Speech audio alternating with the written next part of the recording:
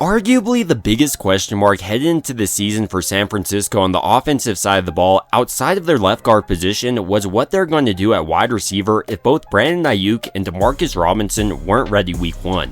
And honestly, it seemed almost guaranteed Brandon Aiyuk would be out at least a couple of games after tearing his MCL and ACL last season, but according to a recent report, that's not the case. He could actually start week 1. With Matt Maiocco from NBC saying the following, even though the timeline, everything being equal, might point toward, hey, there's a chance week 1, and there still might be a chance week 1, I think the feeling inside the organization has always been, don't take any chances. Start him on PUP when they report to training camp on July 22nd, and then more than likely, just carry that over into the regular season. The benefit of putting Brandon Aiyuk on the physically unable to perform list to start the season is that it opens up another roster spot, but the big downside is that if San Francisco does put him on that list, he wouldn't be able to return for at least the first 4 games. And when you look into the schedule to start the season, San Francisco has 2 conference opponents in Seattle and Arizona, so if Aiyuk is closer to being ready than not, I think it may be wise for San Francisco to start him out on the 53-man roster, and they could even bench him in week 1 and week 2, and then just situationally use him in week 3 and 4, bring him back slowly. This way, you still have one of your better wide receivers.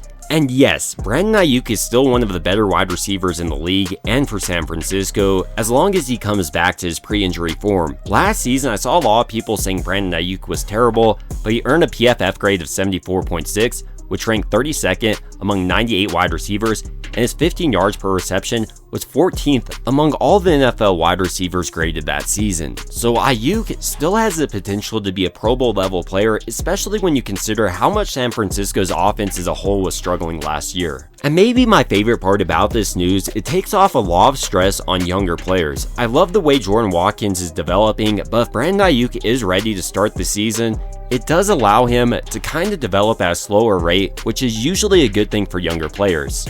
I also think a lot of people underappreciate just how important Brandon Aiyuk is for Brock Purdy. Their timing is insane. Routinely you'll see Brandon Aiyuk barely coming out of his break and the ball is already there.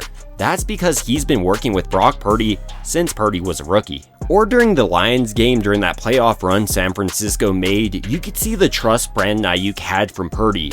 Purdy threw it up there, not really knowing if Brandon Aiyuk was going to be able to come down with it, but he did. On top of that, Brandon Aiyuk is one of the few wide receivers in San Francisco's offense that's been able to consistently beat man coverage with his routes. He has some of the best routes I think across the National Football League.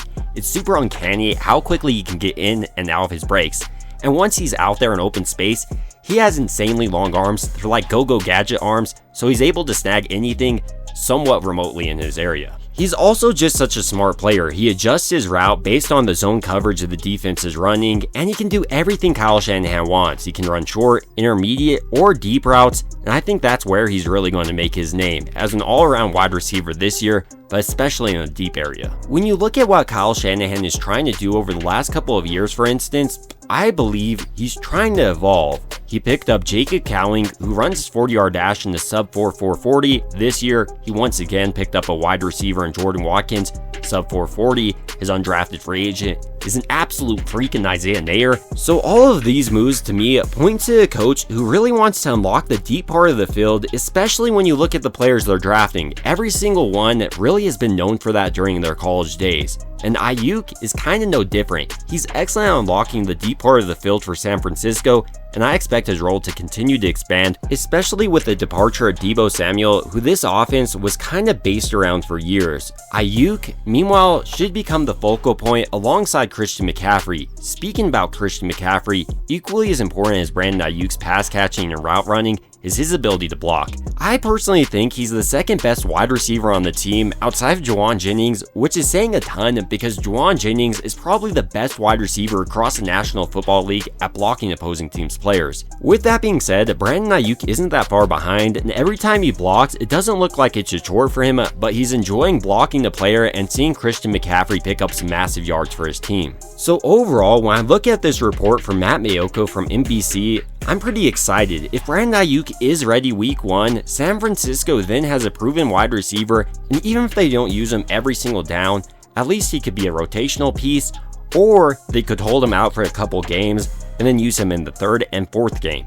I would rather see them probably do that, just to make sure he is healthy 100%. But still, I'm excited about Brandon Aiyuk potentially being ready week 1, and these are just some of my thoughts about his potential return, and I'd like to hear your thoughts.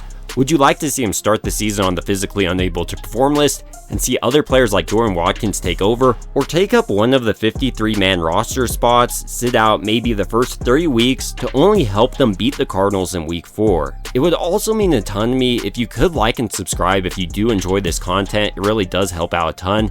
And as always, I hope you guys have a great rest of your day.